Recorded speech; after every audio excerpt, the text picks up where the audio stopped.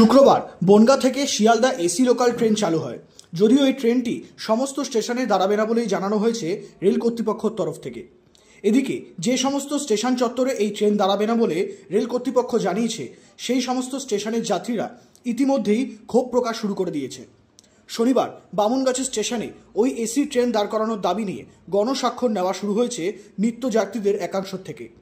এদিন বামুনগাছি স্টেশনে দেখা যায় প্রচুর সংখ্যক মানুষ ট্রেন যাত্রী বামুনগাছি স্টেশনে যাতে দাঁড়ায় তার জন্য স্বাক্ষর করছেন। এই বিষয় ট্রেন যাত্রীদের তরফ থেকে জানানো হয়, আমাদের জমায়েত আজকে উদ্দেশ্য যে গণস্বাক্ষর আমরা করছি।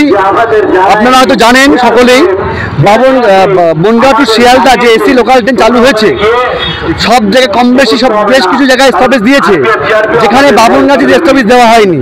তার প্রতিবাদে আমরা আজকে পথে নেমেছি।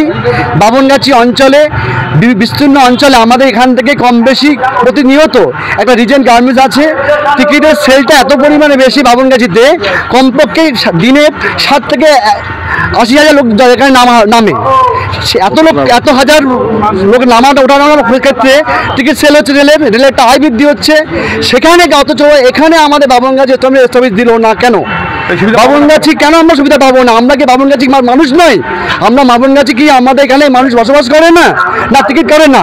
আমরা এত পরিমাণে লোক এখানে সকালবেলা আপনারা দেখবেন কয়েক হাজার লোক এখানে জমায়েত হয়, এখান থেকে অতিবাহিত হয়ে রিজেন্ট গার্মেন্টসে যায়। তাই আমরা বলবো এই সুবিধা যেন আমাদের রেল কর্তৃপক্ষ থেকে আমাদের দেওয়া হয়। এই বঞ্চিত আমরা মানছি না, মানবো না। আমরা আজকে গণস্বাক্ষরের মাধ্যম দিয়ে এবং রেলকে, ডিএলএমকে আমরা চিঠি করছি মাস পিটিশন আকারে। এরপরে যদি রেল কোনো কর্তৃপক্ষ যদি স্টপেজ না দেয়, গণ আন্দোলন করবো আমরা রেলের বিপক্ষে থেকে। আমরা চাইছি এখানে সব থেকে বনগাঁ টু দমদমের মধ্যে সব থেকে টিকিট সেল বেশি এখানে, অথচ এখানে স্টপেজ দেওয়া হলো না কেন? আমরা চাই, সকলের ইচ্ছা, আমরাও তো এসি লোকাল যেতে চাই, কেন সুবিধা পাবো না?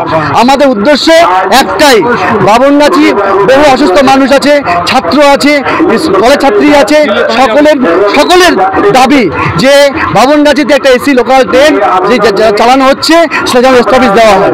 এটাই আমাদের দাবি। এই দাবি যদি রেল কর্তৃপক্ষ না মানে, আমরা গণ আন্দোলনে, বৃহত্তর আন্দোলনে আমরা অংশগ্রহণ করব। এই বলে আমাদের বক্তব্য শেষ করলাম। ব্যুরো রিপোর্ট, নজরে বাংলা। এয়ার ইনফ্রাস্ট্রাকচারের উদ্যোগে অহনা অ্যাপার্টমেন্ট, বারাসাতের হৃদয়পুরে নৃপেন ঘোষ সরণিতে তৈরি হচ্ছে নতুন আবাসন প্রকল্প। থাকছে একগুচ্ছ বিশেষ সুবিধা, লিফট থেকে শুরু করে ডিপ টিউবওয়েল, এছাড়াও থাকছে সাউন্ড প্রুফ জেনারেটর এবং কার পার্কিং এর সুবিধাও। এখানে 2 এবং 3 BHK ফ্ল্যাট রয়েছে। এছাড়াও থাকছে আরও একগুচ্ছ বিশেষ সুবিধা। বিস্তারিত জানতে ফোন করুন স্ক্রিনে দেওয়া ফোন নম্বরে। সাধ্যের মধ্যে স্বাদ পূরণ।